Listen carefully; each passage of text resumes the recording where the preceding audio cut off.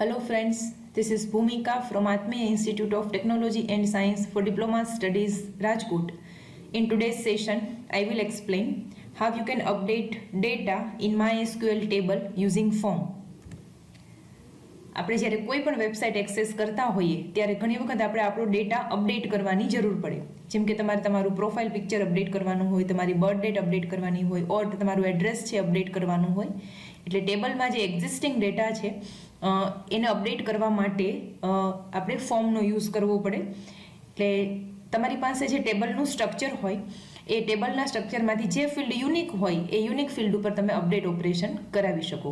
જેમ કે મારી પાસે અત્યારે અહીંયા એક ડેટાબેઝ છે EMP, જેની અંદર એક ટેબલ છે ઈ ડેટા અને એની અંદર બે ફિલ્ડ્સ છે ઈ name and mobile number.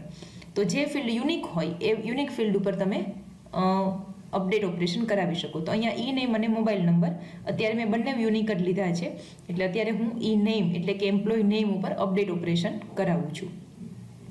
Let us do the operation.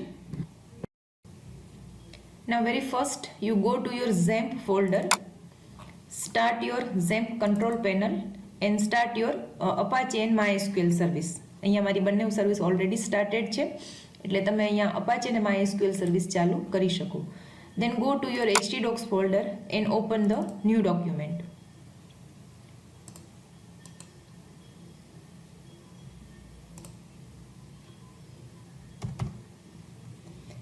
Now data છે, સપોઝ ફોર એક્ઝામ્પલ તમારે ઇન્સર્ટ ઓપરેશન કરવું હોય તો તમે ગમે તે ડેટા ઇન્સર્ટ કરી શકો.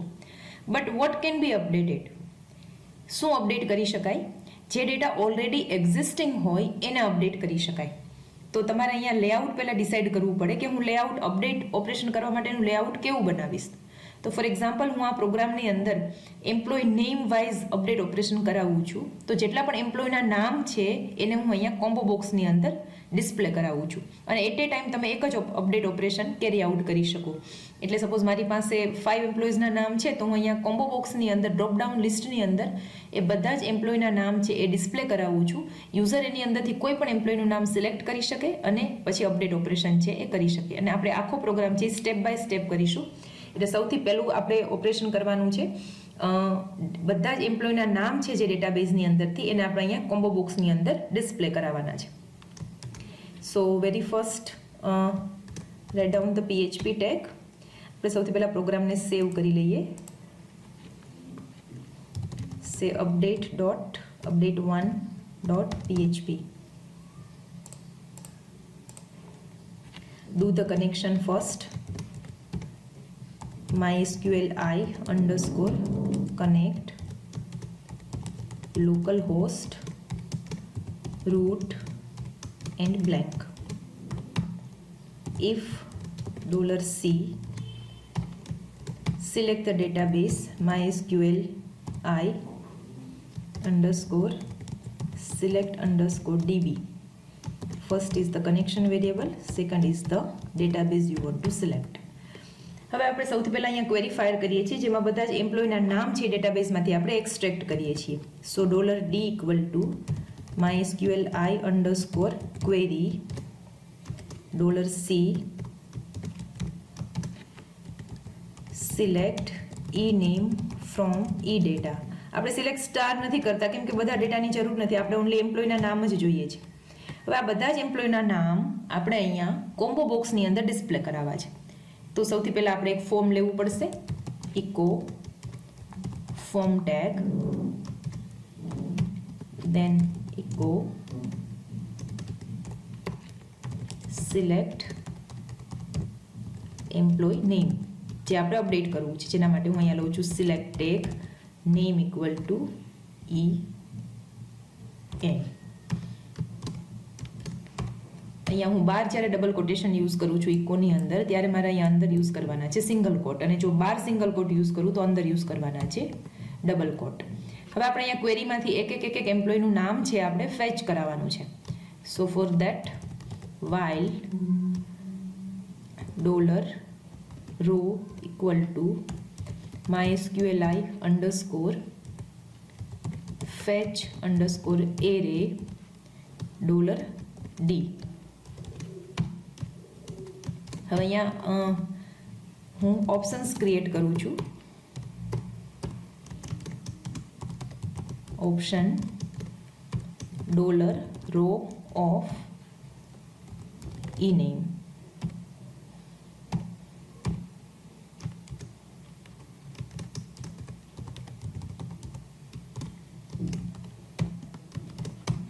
તો અહીંયા મેં જેટલી રોઝ મારી પાસે મળી છે આઉટપુટની અંદર એ બધા જ એમ્પ્લોયના નામને મેં અહીંયા ઓપ્શન ટેગની અંદર મૂકી દીધા છે, એટલે કે કોમ્બો બોક્સના ઓપ્શન્સ બનાવી દીધા છે. હવે હું અહીંયા પૂરી કરીશ. પહેલાં સિલેક્ટ ટેગ, દેન એક સબમિટ બટન ક્રિએટ કરવાનું છે. અહીંયા હું વચ્ચે એક બ્રેક એડ કરી દઉં છું. Input type equal to submit, name equal to SB, value equal to update. અહીંયા મારું ફોર્મ પણ પૂરું થાય છે અને ડબલ કોટેશન સેમિકોમા.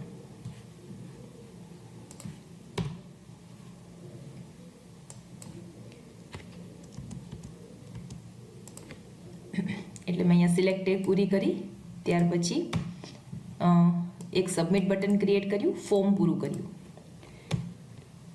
હવે હું જ્યારે આટલું કરીશ, સૌથી પહેલાં આપણે આટલો પ્રોગ્રામ ચેક કરી લઈએ. અહીંયા હું એલ્સ લખી દઉં છું, ઇકો MySQLi _error $C. આટલા પ્રોગ્રામથી ડેટાબેઝની અંદર જેટલા પણ એમ્પ્લોયના નામ છે એ બધા મને કોમ્બો બોક્સની અંદર ડિસ્પ્લે થવા જોઈએ. So let us check for the errors if any.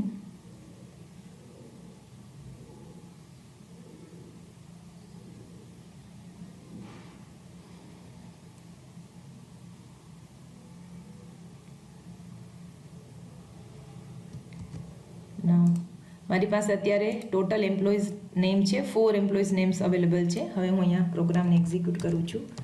Local host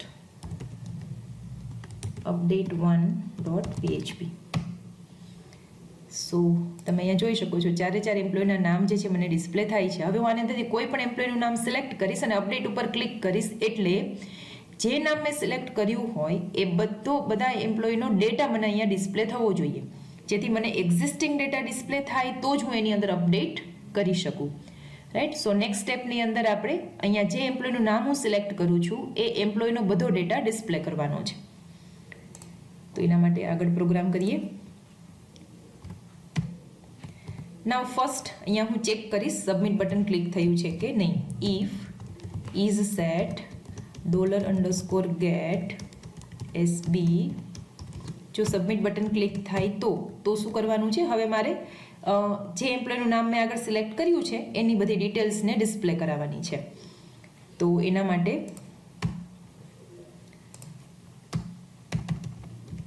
સૌથી પહેલાં જે મેં ઉપર સિલેક્ટ કર્યું છે એને હું એક વેરિયેબલમાં લઈ લઉં છું. For example $ID = $_get EN હું શા માટે યુઝ કરું છું? કેમ કે અહીંયા મારું જે કોમ્બો બોક્સ છે એની નેમ પ્રોપર્ટી EN છે. હવે અહીંયા હું ક્વેરીફાયર કરીશ $D1 =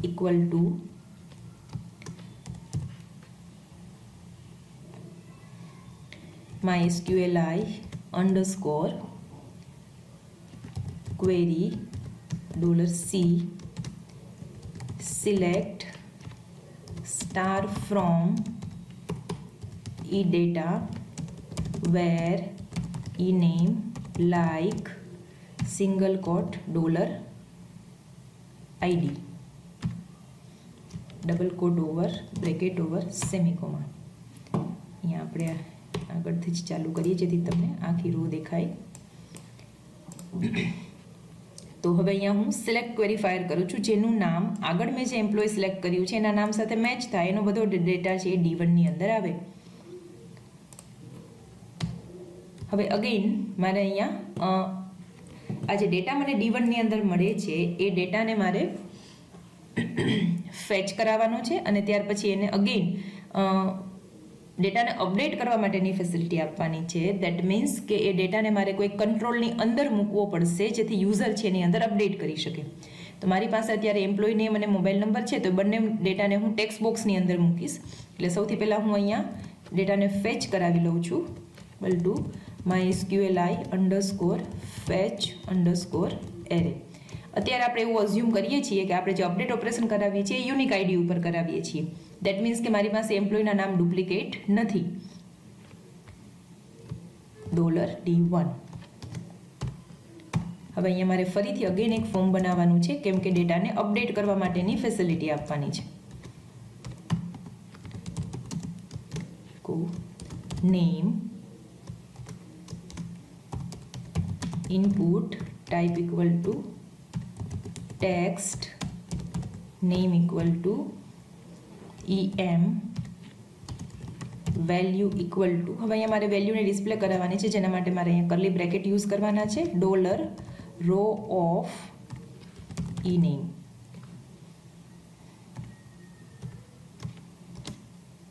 અહીંયા મારી ઇનપુટ ટેગ પૂરી થાય છે. અહીંયા હું એક બ્રેક સ્ટેટમેન્ટ યુઝ કરી લઉં છું એન્ડ સેમિકોમા. હવે અગેન જેવી રીતે મેં એમ્પ્લોયનું નામ અહીંયા કરાવ્યું છે ડિસ્પ્લે એવી જ રીતે મારે મોબાઈલ નંબર કરાવવાનું છે. MB mobile. હવે મારે અહીંયા એક સબમિટ બટન ક્રિએટ કરવાનું છે. ઉપરની ટેક્સ્ટને હું કોપી કરી શકું.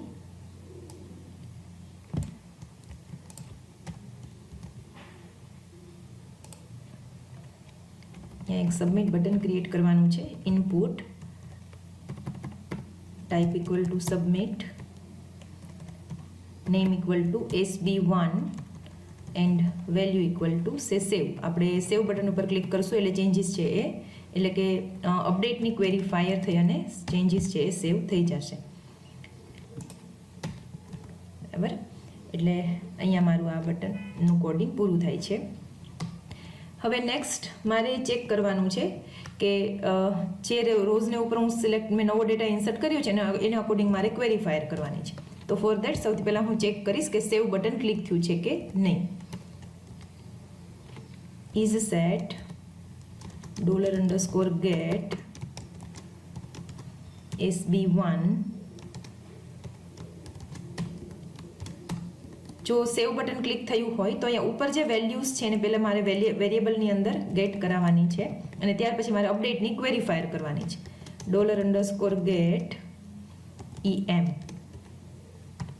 બીજી વેલ્યુ જે છે $B equal to $_get MB. હવે અહીંયા હું ક્વેરી ફાયર કરી શકું. Write down the query first. Say $s equal to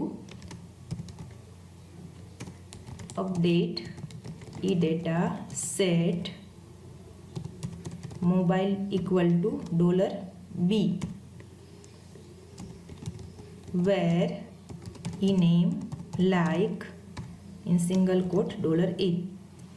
employ name છે એ વેરકેર છે એટલે આપણે એને સિંગલ કોટમાં લખીએ છીએ. અહીંયા મારી ક્વેરી પૂરી થાય છે. Now fire the query. MySQL I_query $C, $S echo row is updated successfully, else echo MySQL I_error. તો અહીંયા મારું આ અપડેટનું કોડિંગ પણ પૂરું થાય છે. અહીંયા મેં અપડેટ ક્વેરી ફાયર કરી છે અને ત્યાર પછી આપણે જે પણ ડેટાને અહીંયા ઉપર અપડેટ કર્યો છે એ અહીંયા અપડેટની ક્વેરીની અંદર યુઝ કર્યો છે. સપોઝ અહીંયા માયા સિલેક્ટ કરું છું, અપડેટ ઉપર ક્લિક કરું છું ત્યારે માયાનો રેકોર્ડ ડિસ્પ્લે થાય છે. ત્યાર પછી હું એને અહીંયા ચેન્જ કરું છું. હું માયા જે નેમ છે ને ચેન્જ નહીં કરી શકું બિકોઝ હું એને વેર કન્ડિશનમાં યુઝ કરું છું. સો મેં જ્યારે સેવ બટન ઉપર ક્લિક કર્યું ત્યારે મેસેજ આવે છે રો ઇઝ અપડેટેડ સક્સેસફુલી. હવે આપણે આપણા ડેટાબેઝની અંદર જઈને રિફ્રેશ કરીએ તો અહીંયા તમે જોઈ શકો છો કે માયાનો રેકોર્ડ છે અપડેટ થઈ ગયો છે. હવે અહીંયા તમે અગેન રેકોર્ડ અપડેટ થઈ જાય પછી અહીંયા 100 નામનું કોઈ બટન મૂકી શકો અને 100 ઉપર ક્લિક કરો એટલે તમને બધો જ ડેટા ફરીથી ડિસ્પ્લે થાય. જેમ કે આપણે આગળ ટેબલ ફોર્મેટની અંદર ડેટાને ડિસ્પ્લે કરાવવા માટેનો પ્રોગ્રામ કર્યો હતો તો સેમ પ્રોગ્રામનું કોડિંગ તમે અહીંયા યુઝ કરી શકો. એટલે રેકોર્ડ અપડેટ થઈ જાય પછી અહીંયા ને અહીંયા ફરીથી તમારે અપડેટ જે થયું છે એ જોવું હોય તો તમે અહીંયા અગેન એક 100 બટન ક્રિએટ કરી શકો અને એના ઉપર ક્લિક કરો એટલે ટેબલનો બધો જ ડેટા છે એ ફરીથી ડિસ્પ્લે થાય. અત્યારે જે લેઆઉટ બનાવ્યું છે એ આપણે એટલું બધું યુઝર ફ્રેન્ડલી નથી બનાવ્યું, but this is just the logic. તમે એનું ફોર્મેટિંગ કરી અને વ્યવસ્થિત લેઆઉટ પણ બનાવી શકો. So this is how you can update any row in the MySQL table using form. Thank you.